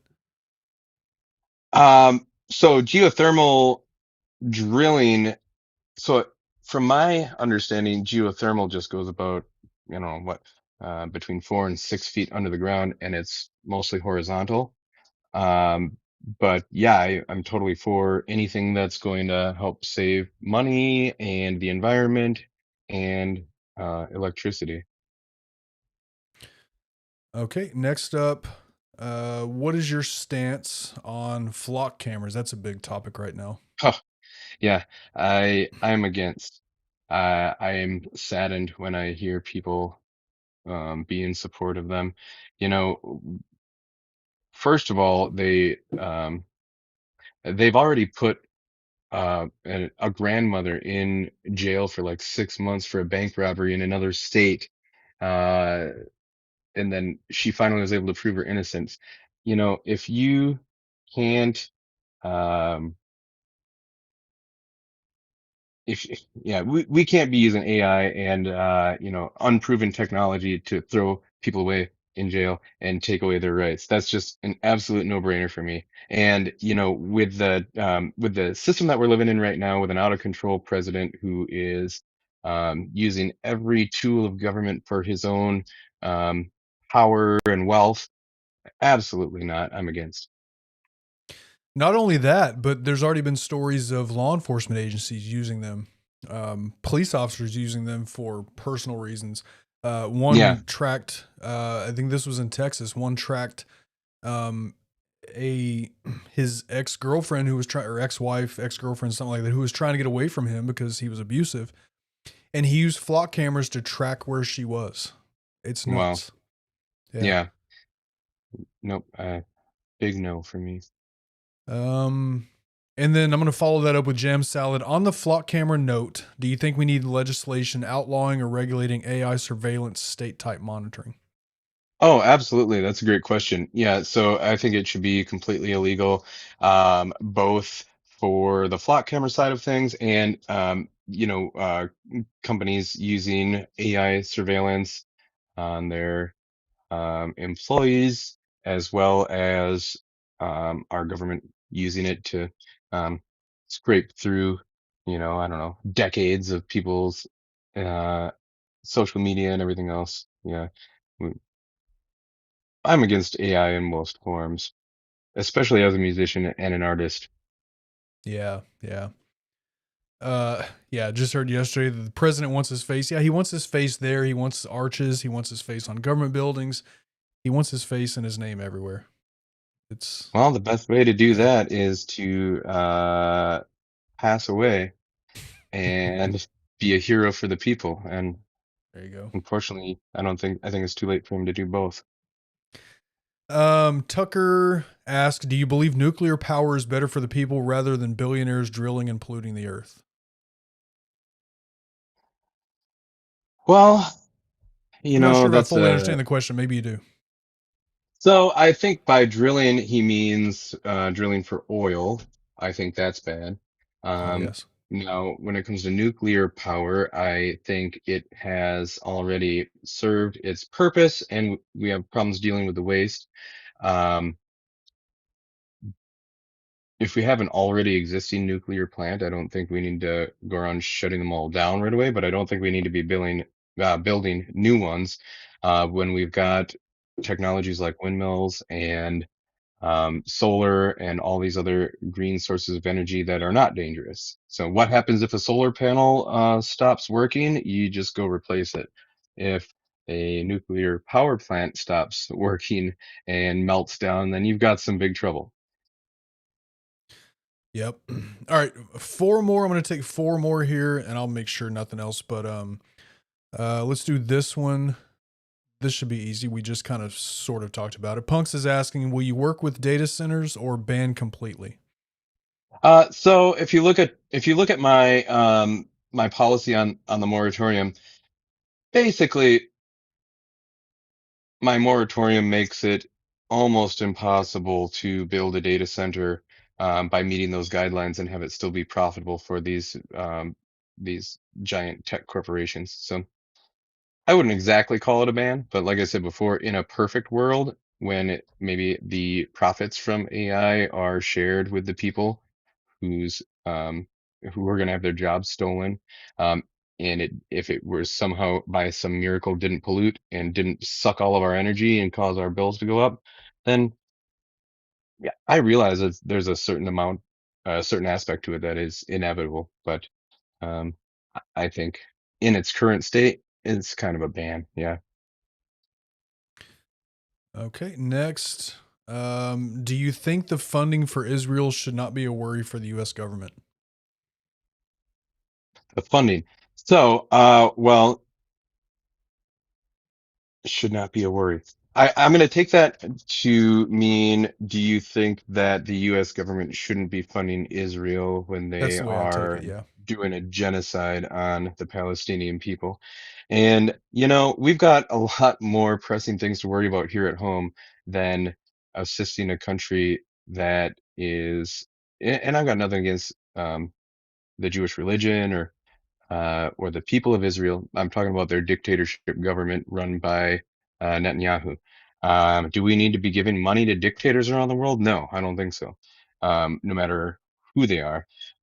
Do we, uh, especially when we stopped funding to all of these wonderful programs that Doge stopped funding to, like preventing disease spread in third world nations and feeding starving children in Africa? How in the world are we going to support that um, while we're also pulling funds from the people who need it most? That's Fun crazy. fact with that also, partly from the fact that we do give money to Israel, they also have single payer healthcare. Universal healthcare. Yep. They Yep. sure do. They do. They Yep. do. And their GDP is about the same as Wisconsin's. Yep. And they're not using our money to do that. That's from, the money we give them is for military purposes. Yep. All right. Last two, I think are going to be a lot easier. So favorite burger chain. Ooh, that's a tough one. It's got to be And a that's chain. regional too, right? Yeah. Okay. So I just was in Beloit the other day and I went to Lucy's number 7. And even though it was my first time being there, I think that's my new favorite burger chain. It was amazing. And I don't even know if they're a chain, but favorite burger restaurant. There you go. I'll have to go. I mean, Beloit is not that far. I've never been there. It sounds like a good recommendation. Oh, yeah, it's great. Right by the Ironworks building. All right, and the last question that I have saved, and I'll go back to the main chat and just make sure that there's nothing else we should cover. But Sure. how do you remain so positive given our current climate? This is a great question because I struggle with that sometimes. Well, I told my life story at the beginning of the podcast. I've been through a lot, and um, after every darkest moment in my life has come a beautiful, bright sunrise. And I think if we lose our hope for the future, what's the reason for fighting? I think that there is a better world on the horizon, and I'm willing to die to see that sunrise. So, um, I guess that's how I stay positive, knowing that I'm out there doing the right thing. Absolutely. You mentioned it earlier. This is our kids' future depends on making things better, and that's exactly what you're working towards. You've got kids, I've got kids, people in the chat have kids, and if we don't fix things, none of our kids are going to have a future here. Yeah. All right. Well, hey, this was a fantastic conversation, Josh. I appreciate you Yeah, taking the time thanks. to come hang out. Thank Again, you. I know all of you are so busy between, still working to provide for families and going out and knocking on doors and doing all that you do. So thanks for taking this, hour and a half or so to come hang out with us. I really appreciate it. Yeah, thank you for having me, and it was a pleasure being here. And forward, Wisconsin. We're gonna do this thing. Let's do it. Hey, I'll invite you if you want to. I mean, obviously close your browser for once I flip over here, but if you want to come back Sure. and hang out in the chat, we do have a giveaway coming up shortly, and you have a beard, so totally up to you though. Totally up to you. I know you. All right. You want to Yeah, hang I'll out check with it the family out. too. I've had So too much Jam fun to go Salad, home. we're not done. I still have a rant. Josh, I appreciate you. Have a good night, and we'll see. Yeah. We'll see you around social media. Thank you. All right. That was a fantastic conversation. So, hey, we are not done. I've got a rant. I've got my rant of the day, which I'm going to, it's going to be on. I'll give you a warning about that before we get to it. And we still have our giveaway. So tonight's giveaway, courtesy of the Bearded Coast, is a $25 gift card and your choice of a t-shirt. Again, these t-shirts you see on the screen here are kind of the ones we highlight. The beards have no gender. My beard is anti-fascist, abolish ICE, and Radical Left Scum Club. But he also has his regular branded t-shirts also. Your choice of t-shirt, plus a $25 gift card straight to your email. So we'll get to that giveaway here shortly. there's something else that I do on these nights. And while I'm talking about this, I will throw this up so you can see our upcoming guests for the next several weeks. So there's something else I do on this show that is a weekly rant. Tonight's rant, I want to give you a fair warning before the rant, that tonight's rant does involve the topic of SA. So I just want to give that trigger warning if that's going to bother you to hear. I'll be honest, just straight up, we're talking about Graham Plattner. I want to talk about this topic. But I do want to give that warning. So, oh yeah, Carl. So yeah, you know what? Good question, because we talked about this last week. Did I ever get a response from Never Woke? So I never reached out to him. Did I come to a decision? I did. I did decide pretty quickly. I don't know. Not too long after that, I don't know, late last week, that there's no way that I'm going to bring him on my show. I'm not going to platform Never Woke. Looking back at some of the content that he's done, and I heard from people, listen to people's opinion on this. Looking back at some of the stuff he's done, he's a grifter. He hasn't changed. He did a video not long after that one video that I was talking about, where it's clear that he's still the same person. Call it, is he trying to get more views, make more money? I don't know. He made a video a couple days ago about how, well, I'm not a grifter because look at how much money I'm making on social media. Everybody's money on TikTok is down, buddy. That has nothing to do with anything. But anyway, long story short, I decided that I am not going to platform Never Woke because the harm that would do to people that see that and the stuff that his content, the people that his content have affected, I think the harm would be greater than any benefit that anybody would get out of that happening. So yeah, I decided I'm not going to platform that guy. I don't think he's actually changed. And you want that shirt? Oh, Punks, he's got some great shirts. I don't think having Never Woke on the show will serve anybody any benefit at all. So yeah, that's my decision there. Absolutely not going to platform Never Woke. There's no point in doing that. So yeah, leopards never change their spots. Yeah. If anything, if Never Woke and people like him are truly turning away from MAGA, it's because they've been personally affected. Their views on the other stuff, their views about black and brown people, their views about the LGBTQI plus community, their views towards people have not actually changed. Their wallet's just affected right now, and that's all they care about. So yeah, it's not going to happen. I'm not going to platform that guy. All right, so here's the upcoming shows for the rest of the month. I did point out the other day that we have basically 2 months left. We have September and October before we get into the general election on November 3rd. So if there's somebody that you want to see in those 8 slots, let them know about the show. You can send them this video, send them any of my social media. Let them know that we do this show and you would like to see them. And we'll get those last 8 slots ramped up. Yeah, absolutely, Carl. Absolutely. You know what? He is on my list, Logic. So once we get through the political candidates up through election, I'm going to keep doing these shows. Some of the shows will just be me talking about whatever's going on that week.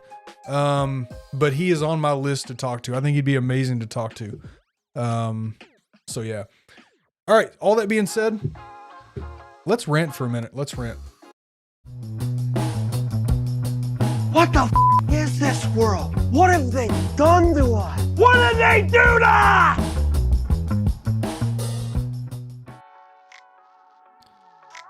All right.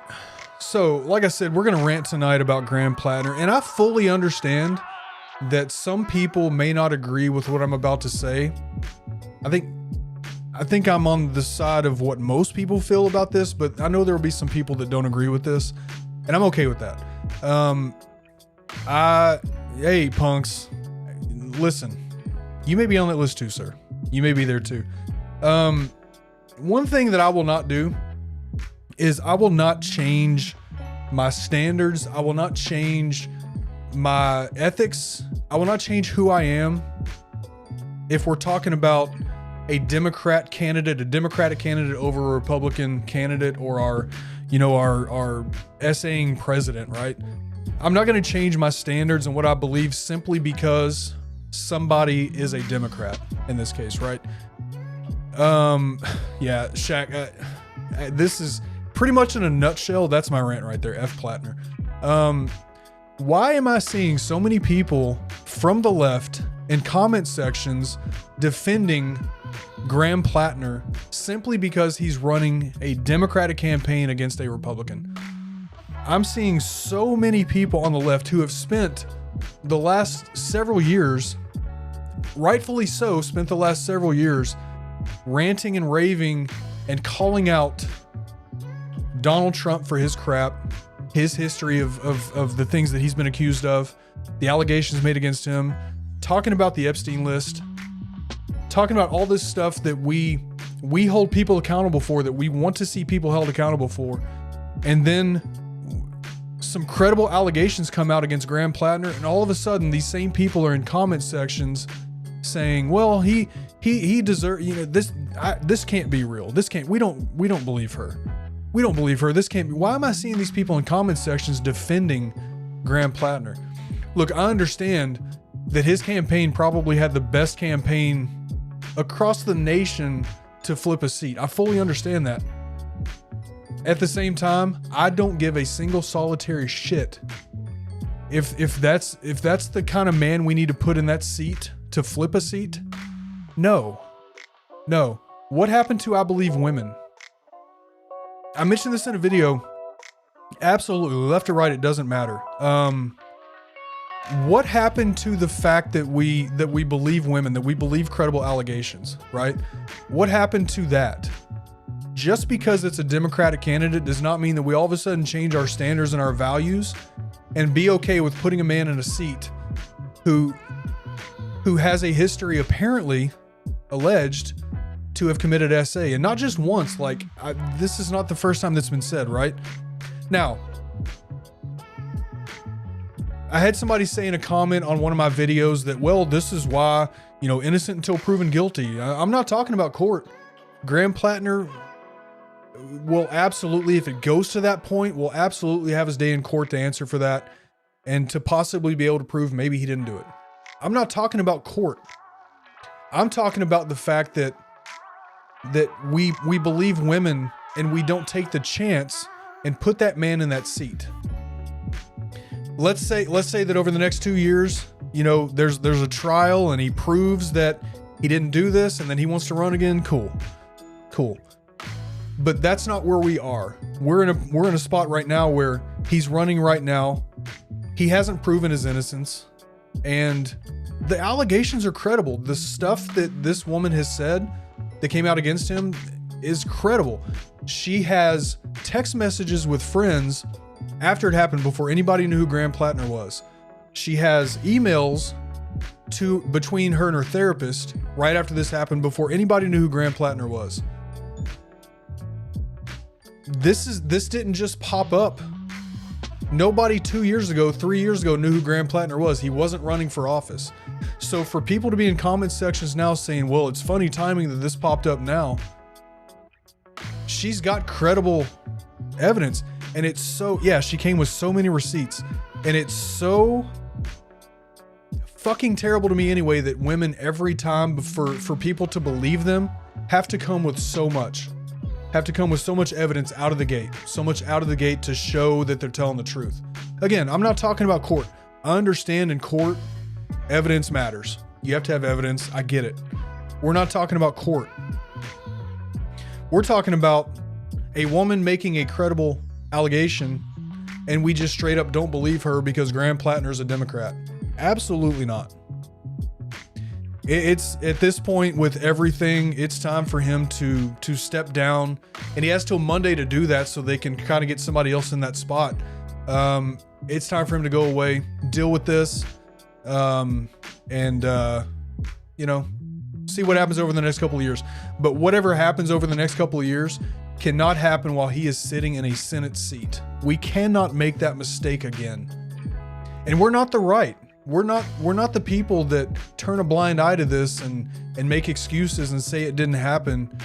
That's not who we are. We spent the last how many years talking about Trump and all of that, the Epstein list, and now all of a sudden we want to change our values because Graham Plattner's a Democrat?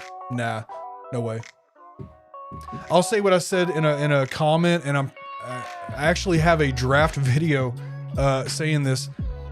If that's who you are, if you flip your values that easily because it involves a Democratic candidate, then you are nothing more than blue MAGA. That's all that you are. As respectfully as I can say that, that's all that you are. That's not who we are. So that's my rant for tonight. When are we actually going to put our money where our mouth is and actually believe women when we say that that's who we are? I don't care what party they are. That standard, those ethics, those values about us, that doesn't change. It doesn't change. Yeah. And I'll tell you, listen, Kevin McCarthy said they don't vote for bad candidates. They walk away. Yeah. We showed with the California guy. I'm drawing a blank on his name now, but a couple months ago, like he's gone. He's gone. I will say this. Somebody said something in a comment earlier about the tattoo was the last, for them, like the tattoo was enough. Completely get it. Listen, I will admit that when the tattoo story broke several months ago, I was one of those that said, you know what, maybe he didn't know what that was. Maybe he didn't know what it was. I didn't know what it was until I saw it and it was explained, like that specific, I forget what they call that, skull and crossbones, what it's actually called. I gave him the benefit of the doubt. Okay, he didn't know what it was. He had it covered up. I get it. How many people walked into a tattoo shop and picked something off the wall and said, here, tattoo that, which is the dumbest thing. Don't ever do that. But it's happened, right? Like people pick things off of walls, and I gave him the benefit of the doubt. Maybe he didn't know what that was. I think looking back, hindsight being what it was, that was probably a mistake to believe that he didn't know what it was. I don't know either way, but this, where we are now, is too far. It's too much. And yeah. Yep. Stand on your principles for sure. All right, let's do a giveaway, y'all. Let's do a giveaway. Yeah, if companies won't endorse athletes or celebrities that are alleged to have committed a crime, why should we? It's no different. Yeah, except we put them in the White House, right? We give them the we put them in the White House and let them be president. That's apparently what we do now. Not us though. That is not what we do. So Graham Plattner needs to go away. Go Broncos. Hold on, punks. I got something for you.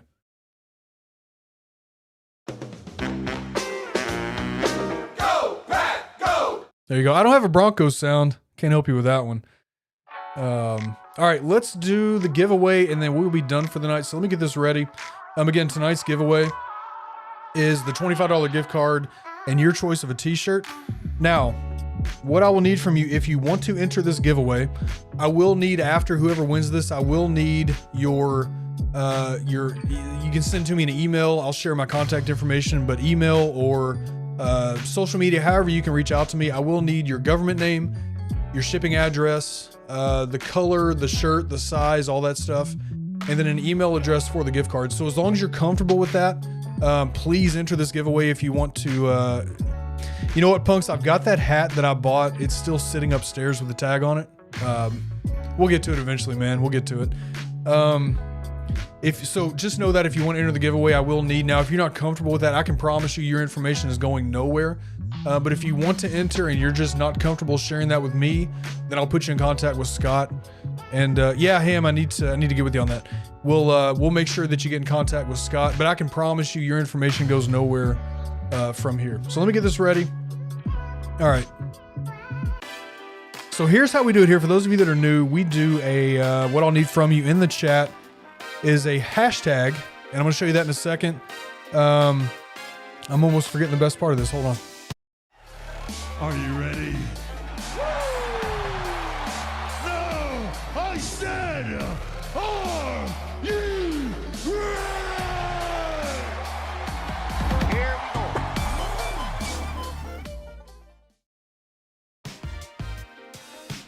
All right, so if you want to enter this giveaway, hashtag Josh in the comments, just like you see it there, hashtag Josh. That will get you entered. We'll see the entries kick up. We'll let that run for just a minute, and then we'll draw. You'll see live on screen who the winner is. So in the comments, hashtag Josh. That's all that you have to do if you want to enter this giveaway.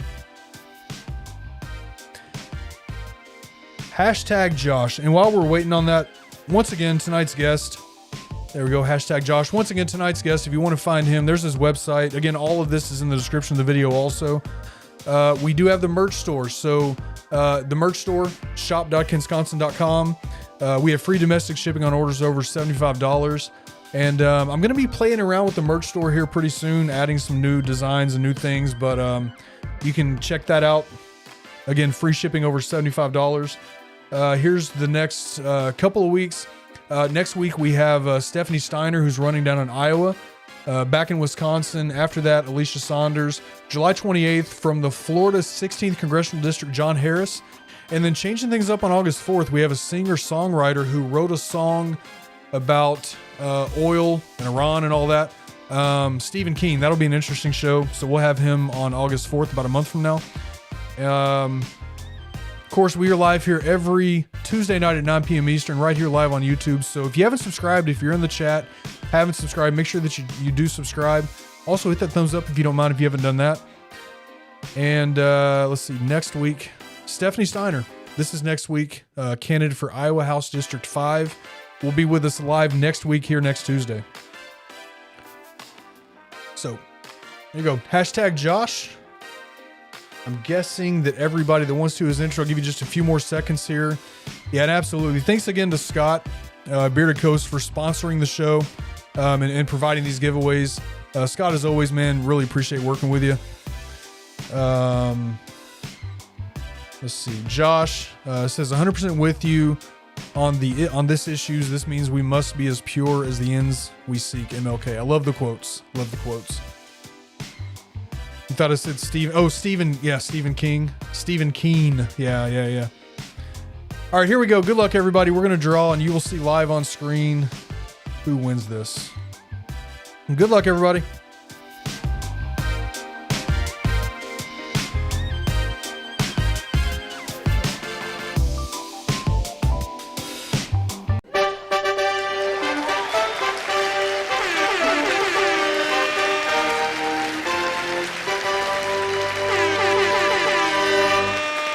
First of all, congratulations. You've been trying to actually be the winner here for several weeks. I'm going to ask you fairly because I know that you have the win from last week. Would you like to pass this? You want me to re-roll? Or hey, if you want to keep it, that's your call too. Yeah, exactly. You've been trying to every week. Logic passed last week to you, so let me know what you want to do, man. Completely your call. Not going to judge either way. But I know that you'll be reaching out also for last week. So he says, give it a re-roll. Ham, I knew you would do that, man. I kind of figured you would. All right, here we go. Let's re-roll. Everybody has another shot.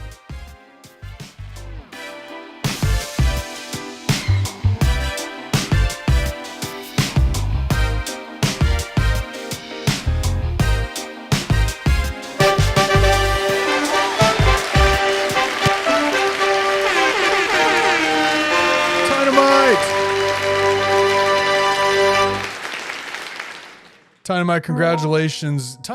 Me and Dynamite go way back. I've known Dynamite now for probably, 4 or 5 years. Man, congratulations.